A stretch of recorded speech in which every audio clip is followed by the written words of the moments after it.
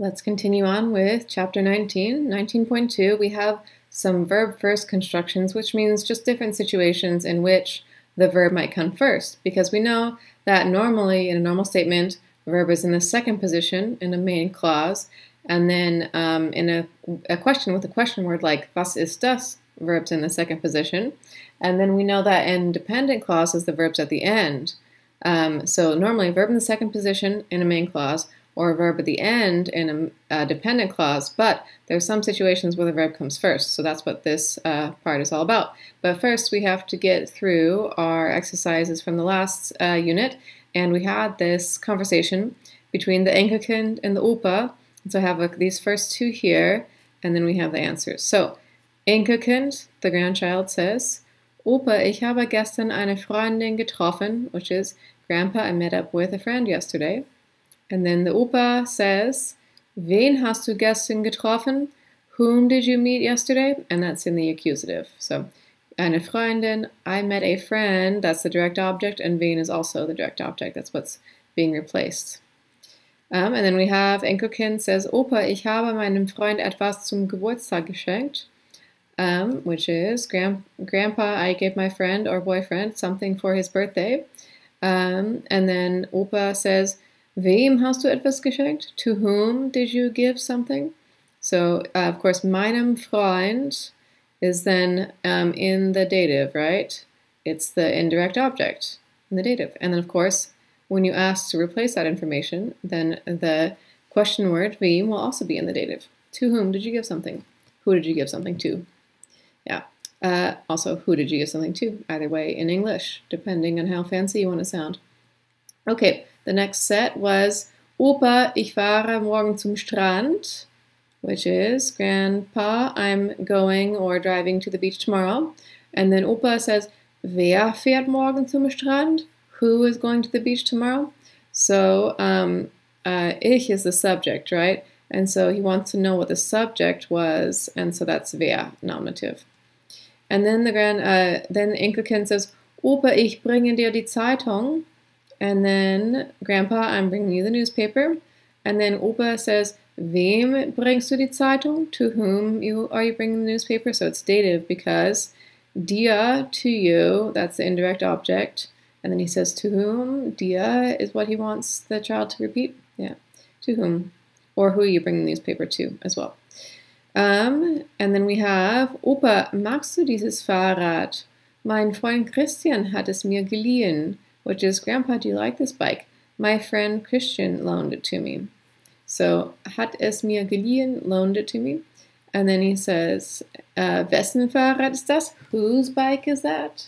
It's in a genitive. Whose bike is that? Yep. Okay, so now let's do the verb first constructions. Situations in which the verb might come first. So let's review how to make questions. So we have wie alt bist du? Which is just, how old are you? And ich bin 19. So in this case, the verb is in the second position. Fragewort, the question word is wie, and then we have, it must be answered with a piece of information, right? Yes, not yes, no, but a piece of information. But, so in that case, wie alt is, they're acting together. They have to, you can't just say how, if you say wie bist du, that's very different from wie alt bist du. So wie alt is the first position, and then the verb bist is second position. But what if we have bist du 19 Jahre alt? That's a yes-no question, and it begins with a verb. So yes-no questions don't have question words. It just starts with a verb. There's no like how, what, when, where, why. It doesn't exist. It's just you start with a verb and you're asking a yes or no question. So answered with ja oder nein. So you can see a question word type question has a verb in the second position. But a yes-no question has a verb in the first position. Ist das ein Haus? Is that a house? So when the verb is, like in English, we also do, this one is exactly the same as English. Is that a house? Ist das ein Haus? Scheint die Sonne heute? Shines the sun today? Does the sun shine today? Is the sun shining today? So in English, when we do questions, sometimes we'll say, we'll do or does. If there's a helping verb of any kind, like is shining, we'll do is first. Or if there is no helping verb, we'll put the do or the does in there. But do and does they're still verbs, right? So it's still verb first. Yeah. Kommst du zur Party would of course be are you coming to the party, or do you come to the party, but are and do are also verbs, so it's still verb first. But of course, the Shakespearean way is come you to the party. Kommst du zur Party? So always verb first in yes or no question. Hast du das Buch? Meaning, do you have the book? Or have you the book? Verb first. And of course, we had this example from Macbeth. In English, we used to always do this verb first. We didn't always do the do construction. Do you go? Or is the king going? Does the king go? It used to just be the exact same as German with any verb conjugated. And in the first position, goes the king hence today? Yeah. So questions. Questions that are not introduced by interrogatives, as in questions without question words, as in yes or no questions. They begin with the conjugated finite verb, as in just the verb that's been conjugated, normal verb. The presence of the question mark makes identification simple. Yes, you can tell a question because it has the question mark. Always be sure to check the end of the sentence for the dependent verbs or prefixes. Yeah, so sometimes when you've conjugated a verb, that means sometimes there was a separable prefix that used to belong to the verb, or since this first position is only the conjugated verb, that means it's likely, if it's not in present tense, there could be other verbs hanging out back here. Like you always check for verbs at the end of the sentence when you translate a sentence, right? And so that's the same for yes/no questions, especially because you're starting with a verb and then there may be more verbs over there. So, kann die Wirtschaft im Osten von Frauen gerettet werden? Can the economy in the East be saved by women? Yeah. So this one is actually the passive. Werden plus past participle makes a passive. So, kann gerettet werden, can be saved. So it's got the passive situation going on there. Yeah. So in English, we're also starting with the modal verb. We also have first position verb here. And then haben die Ursache des Problems, haben Sie die Ursache des Problems entdecken können? Were they able to discover the cause of the problem? Yeah. So here we have können is able to, so were they able to? And so we've got our verb, the conjugated verb in the first position. So now this is all kind of review, like we already talked about this a while back. So this is the part that you probably knew about already, but if not, that's all right. We reviewed it. And then this part is definitely new though. These are called verb first conditionals, and this is where you get into some more sophisticated writing. So to demonstrate sophisticated writing, I have a children's song for you, but it does show the principle. So here's a song. Mein Hut, der hat drei Ecken, and if you are a good singer, you can just sing it based on the music I provided for you here. So it goes, mein Hut, der hat drei Ecken hat mein Hut. Hat nicht drei Ecken, dann ist es nicht mein Hut. So it's your children's song, yeah. So it means, so this is my hat. It has three corners. We just had this der to emphasize my hat. It looks like he has three corners, but it has three corners. My hat, it has three corners. Three corners has my hat. It's just the same, but with the direct object first and then the subject second. Yeah.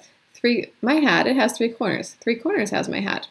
Hat nicht drei Ecken, dann ist es nicht mein Hut. So, if it does not have three corners, then it's not my hat. So, the thing is, if you see hat nicht drei Ecken, what does that even mean? Hat nicht drei Ecken? Has it not three corners? That doesn't sound like if. Where's the if? The if isn't even there. So it's when you start a statement with the verb hat, then it looks like it might be a question as you continue on, right? If you start a sentence with the verb, it's like, oh, this is going to be a yes or no question, right? But then you realize that wasn't a question at all. That was a statement. So when you start a statement with a verb, that implies if. If it does not have three corners, then it is not my hat. So that's one example of putting the verb in the first position to make it conditional. So that's what we said is a verb first conditional. Verb in the first position of a statement implies a conditional if. Yeah. So we have some remnants of this in English. Every once in a while we'll do this in English. We say, should you arrive early, please wait here. that actually means if you arrive early. It's conditional in the case that you arrive early. If you arrive early, conditional, should we arrive early? So we say should you arrive early, and there's no if in this sentence, right? Should you arrive early? Where's the if? If you arrive early. So should being in the first position here actually implies if. And then you can do this in German. This one is very parallel. Sollten Sie früher ankommen, bitte warten Sie hier. So the same thing. Should you arrive early? This one's actually in the subjunctive, which we will do soon. But it's still the verb first is the important thing. And then had I known that this would happen. So in English, this works, right? Had I known that this would happen, when that verb is in the first position, what it's really implying is if I had known, right? If I had known that this would happen. So even though the word if isn't in this first sentence, it's still implied by the position of this had being first, implies if I had known this would happen. And then the German equivalent would be hätte ich gewusst. So it is in the conditional here. It's in the subjunctive here, which we haven't done yet, but you can do it with either indicative or subjunctive. So we will see examples of that. But that's just to show, basically we only do it in the subjunctive now in English. That's why these examples are subjunctive. But in German, you can still do it in the indicative. So here's another one. Had I eaten the eggs, I would have also got salmonella. So if that implies if I had eaten the eggs, had I eaten the eggs. But the word if isn't there. All we have is the word had in the first position to imply if I had eaten. And then this would be in German, hätte ich die Ei gegessen, dann hätte ich auch eine Salmonelleninfektion bekommen. So it's also a subjunctive, but the principle is still there with the verb in the first position implies if.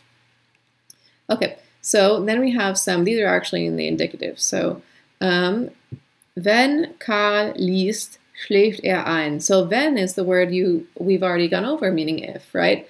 This is like the standard way to do it.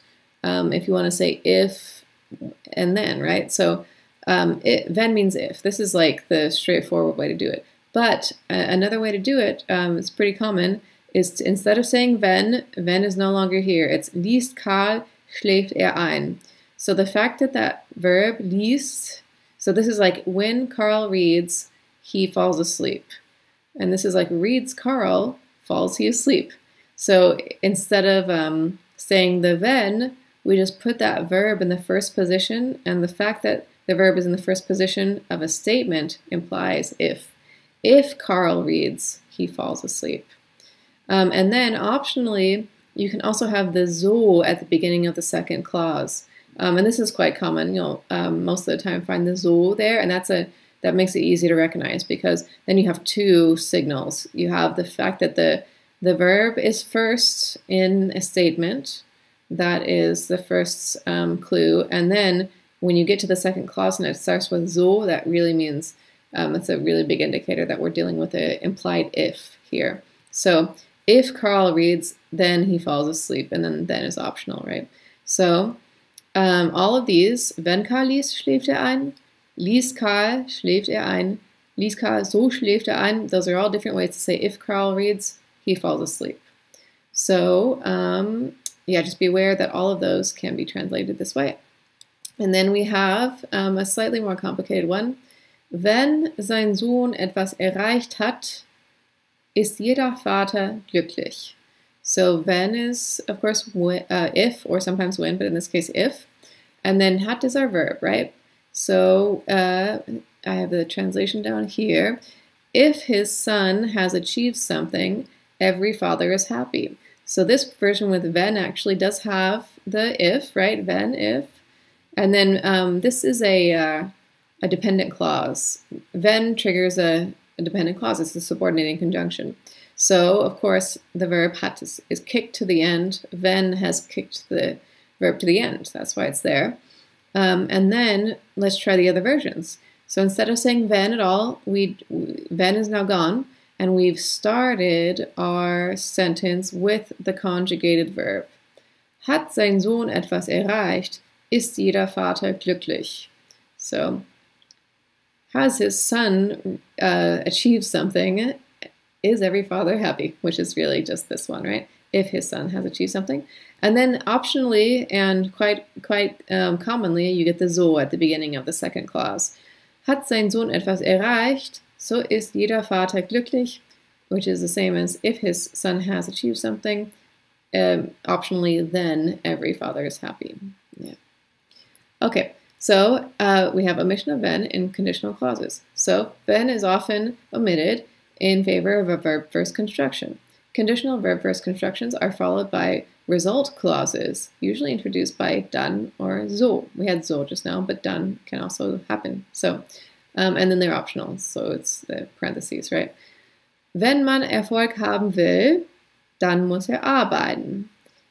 If we want to be successful, or if one wants to be successful, if you want to be successful, then one must work, we must work, you must work. Yeah. So dann can be there, or you can leave it out. Wenn man Erfolg haben will, muss man arbeiten.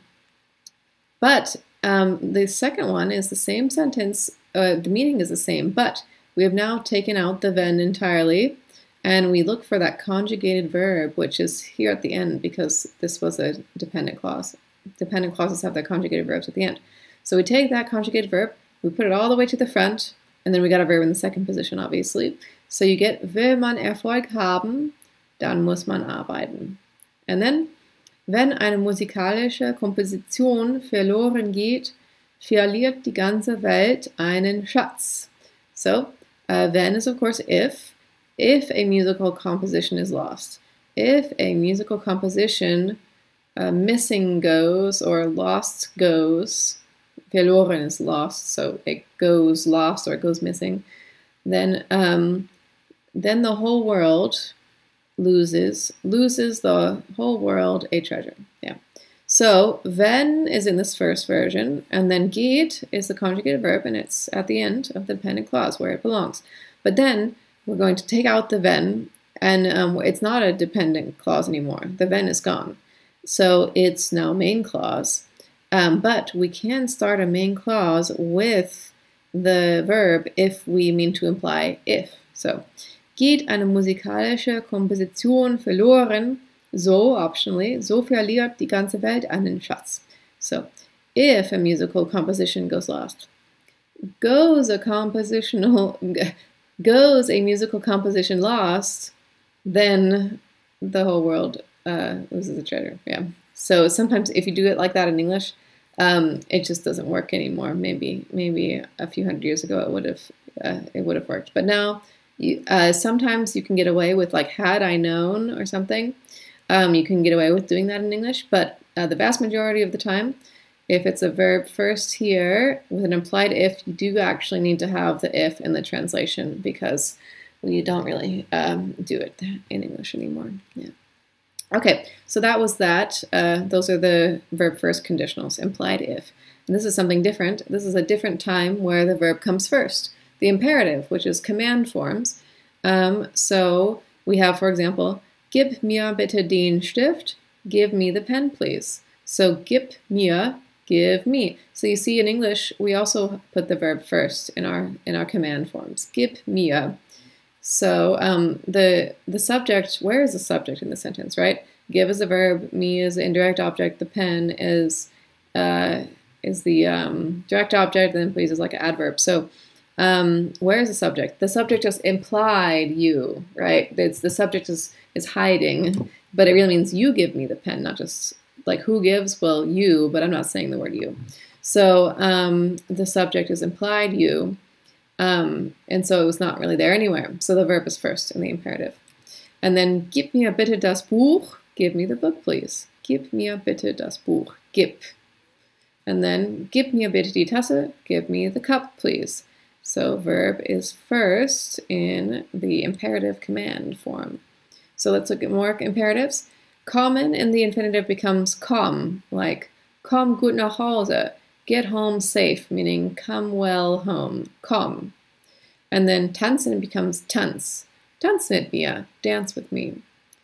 Fahren becomes fahr. Fahr nach Italien. Drive to Italy. Laufen becomes lauf, as in lauf schnell. Run fast. Tragen becomes trag, as in trag mein Hemd, wear my shirt. Schreiben becomes schreib. Schreib 3 Sätze. Write 3 sentences. Gehen becomes geh nach Hause. Go home. Geh nach Hause. So the pattern, of course, you see is that we have our infinitives and you take off the en, and that's how you get to your imperative form. These are all for the du, for the informal. So all of these sentences you would say to the informal person in your life. So it's just the stem, right? And then you'll notice that in all these sentences, the verb is first. Imperative has verb at the first position. And then you'll notice that there are slight irregularities in this. If a stem ends in a D or a T, add an E to the stem. You might remember this from conjugating present tense verbs back in the day when you said whenever the stem ends in a D or a T, you add an extra E before your ending, right? So arbeiten is to work, and then arbeite is then the command form, work. Because if you just took off the en and had the stem, it would end in arbeit, and it just doesn't sound right for some reason. So reiten becomes reite, ride, as in on top of like a horse. And then finden becomes finde, find, as a command. Reden becomes rede, like talk. And then, so that's one irregularity that can happen. And then the reason these are important is because then they look like they're kind of conjugated for the ich form, like ich arbeite, I work. But in that case, the verb would be in the second position. It would be a normal verb happening, right? But if you see this first in a sentence, then you know that it's actually a command form and not just a verb conjugated for ich in the present tense. Okay, and then we'll need to be aware of these stem vowel changes that happen in the imperative. So do you remember if they, with all of the stem vowel changes, there were different ones like E to IE, E to I, but there's also like A to E, like fahren, fährt, and different ones, right? The only two that matter in the imperative are if it changes from E to IE or E to I. Those two, if that vowel change happens in the present tense, it also happens in the imperative. So you see geben turns to gip. Another way to think about it is conjugate it in the present tense in the du form and then remove the st, because when you conjugate in the du form, you make the vowel change happen as well. So that's another way to think about it. Du gibst, and then you take off the st, you end up with gib, and that is your imperative form. Sehen becomes sie, so the present tense would be du siehst, you see, and then you take off the st and you end up with that form for sie. And then essen becomes is. Normally you would say du isst, and then you take off normally the st, but the stem already has the 2 s's, so those 2 s's belong to the stem, so you wouldn't take one off. And then vergessen becomes vergiss, same thing, the 2 s's belong to the stem, but you do take that vowel change that you would normally have in the present tense. Treffen becomes triff, yeah. So because we have that vowel change in the present tense, we're going to also use it when we make the imperative. Lesen becomes lies, du liest, yeah, and then the s, that s belongs to the stem, so we don't take that off, just the t. Okay, so, and then if the verb has a stem vowel changes involving the other vowels that we weren't mentioning, then so a to e or al to oi, as opposed to the IE ones we were just talking about, then the stem vowel change doesn't happen. So schlafen just stays schlaf. In the present tense, you would say du schläfst, so it does take the vowel change in a present tense conjugation, but not in the imperative. Fahren, fahr. So normally du fährst in the present tense, but imperative, we're not going to use it. Just fahr. Normally du läufst, taking the vowel change, but here lauf. So just run, lauf. Backen, to bake, right? Du backst is you bake in the present tense, but we're not going to do it here. We're just going to say back. Back. Yeah. And then waschen, also du wäschst. We're not going to use that. We're just going to say wasch. Waschen, wasch. Yeah. Okay. So then let's look at the sie form. So those were all the du informal. But we need, of course, the formal. So that one is schreiben Sie, for example, from schreiben. Trinken Sie, so schreiben Sie, write. Trinken Sie, drink, commanding someone to do that. Lesen Sie, read. Kommen Sie, come. So the way you make the Sie form of the imperative is just the infinitive plus Sie. So that one doesn't really have any irregularities. It's just the infinitive plus Sie. And then we'll compare the du form, schreib, trink, lies, komm. So the du form is actually the stem, possibly with vowel changes like in lies, and then you don't say the word du. So see how schreiben sie, but with the du form, the word du does not appear. You don't say the word du. So a few differences. And then, of course, we have ihr for y'all. You can also command y'all, right? So komm is for du, kommen Sie for sie, and then ihr is kommt. So with the ihr, you command y'all to do something. All you have to do is use the normal present tense conjugation. You just say ihr kommt, y'all come, right? So you just use that conjugation. Tanz, tanzen Sie, tanzt. Schlaf, schlafen Sie, schlaft. Besuch, besuchen Sie, besucht. Arbeite, we've got that E on the end just because the stem ends in a T. And then arbeiten Sie, arbeitet. See how that's how you would normally conjugate ihr in the present tense. So that's the same. Iss, essen Sie, esst. Telling people to eat. Various people to eat. Yeah. Okay, so we have fahr, fahren Sie, fahrt. Drive, for someone you call du. Drive, for someone you call sie. And then y'all, telling a y'all type person, y'all type people to drive, fahrt. Sie, sehen Sie, seht. Mach, machen Sie, macht. Geh, gehen Sie, geht. Lies, lesen Sie, liest. Lauf, laufen Sie, lauft. So the ihr form is just literally the present tense conjugation of ihr. So just from context. Oh, and the other thing is that you notice that we're not saying the word ihr here as well. So the sie form, you actually say the word sie, but in the du and the ihr, it's the pronoun has disappeared. It's just the verb by itself. No pronoun, no ihr next to these verbs. And then the sein, of course, is irregular. To be is irregular. So you just have to memorize those to recognize them. Sei freundlich, which is be friendly for a du person. Seien Sie freundlich, be friendly for a sie type person. And then seid freundlich for ihr. So this is actually the same as the present tense conjugation. So it's the regular. Ihr is regular all the way down. But these two are sei and sein are not.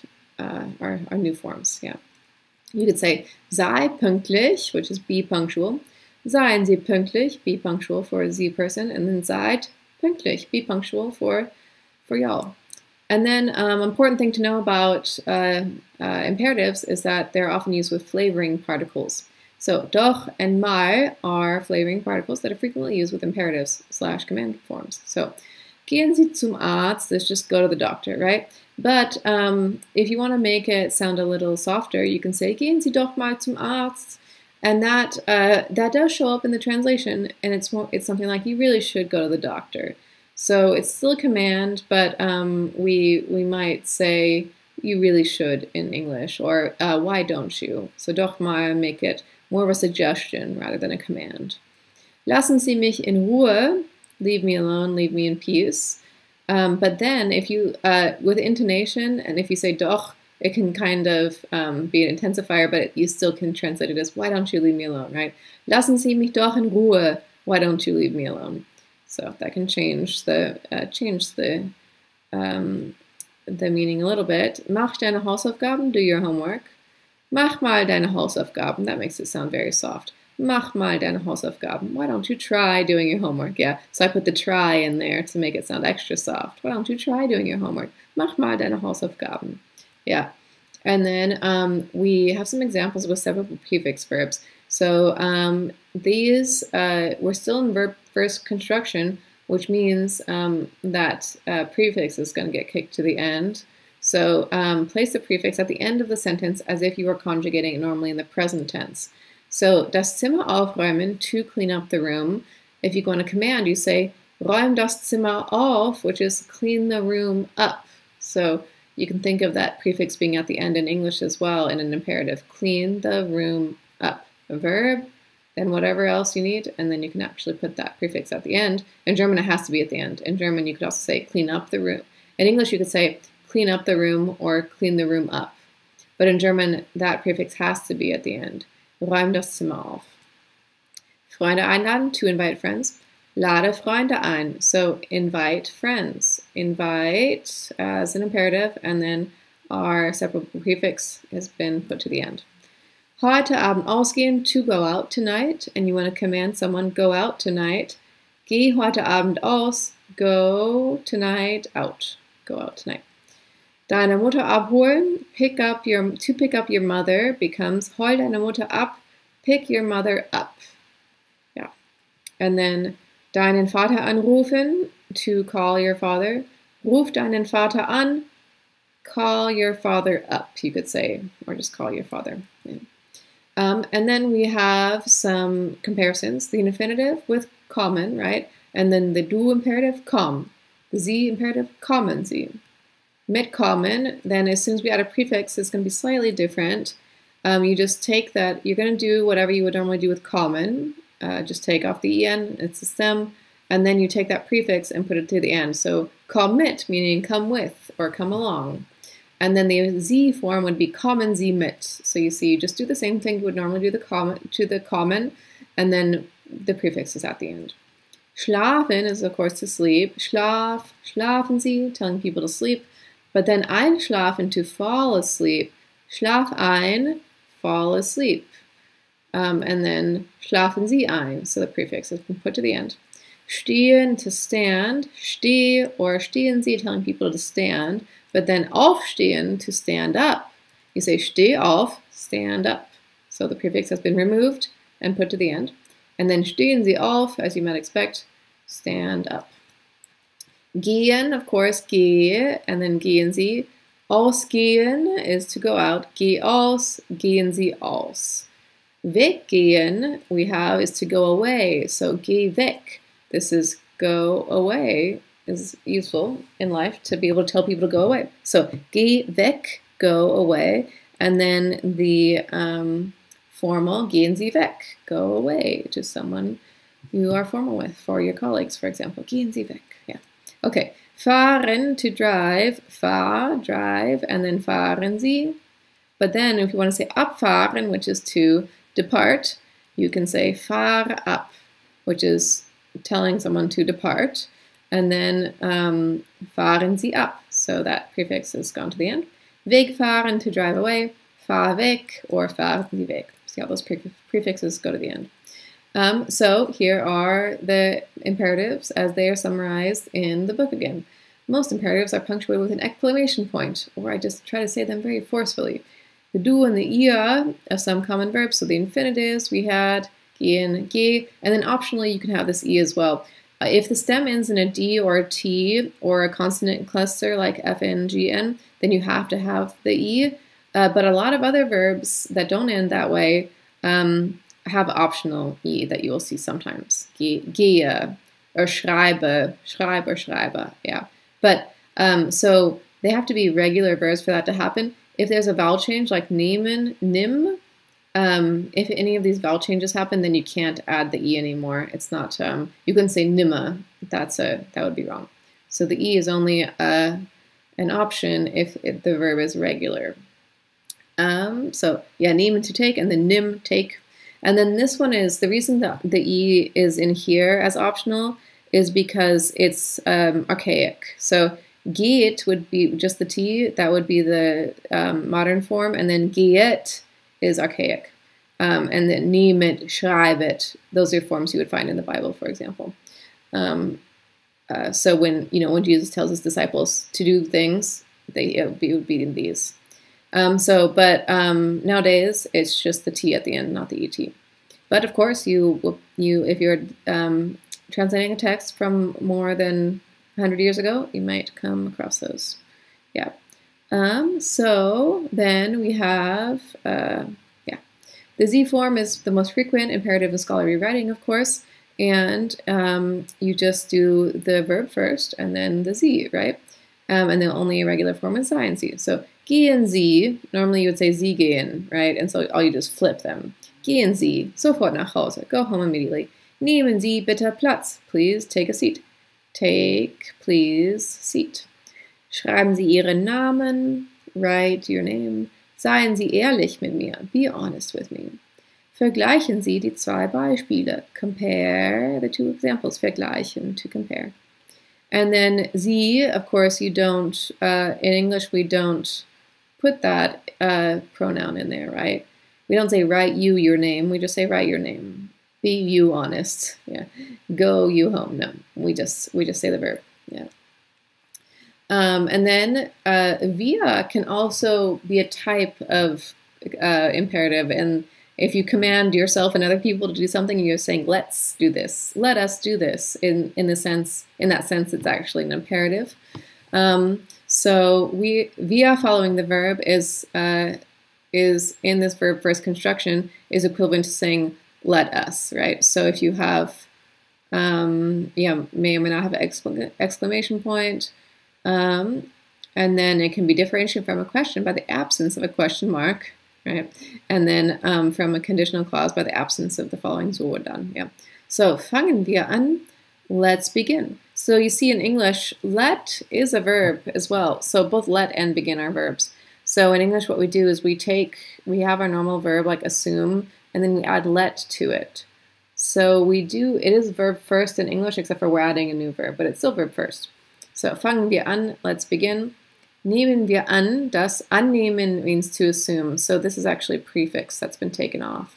Annehmen, to assume. So nehmen wir an, das. Verb first, subject, separable prefix. Versuchen wir diese Methode. Let's try this method. Versuchen, to try. Try we this method, as in let us try this method. But now to compare some questions. Fangen wir heute an? So you can see it actually looks pretty. Fangen wir an. Fangen wir an. The heute wouldn't even need to be there. You could just say fangen wir an, question mark, and it would be a yes or no question like we did at the very beginning of this unit, right? Fangen wir an, are we beginning? So you just, obviously the intonation and the question mark and the context will tell you whether it's a yes or no question or a let's type statement.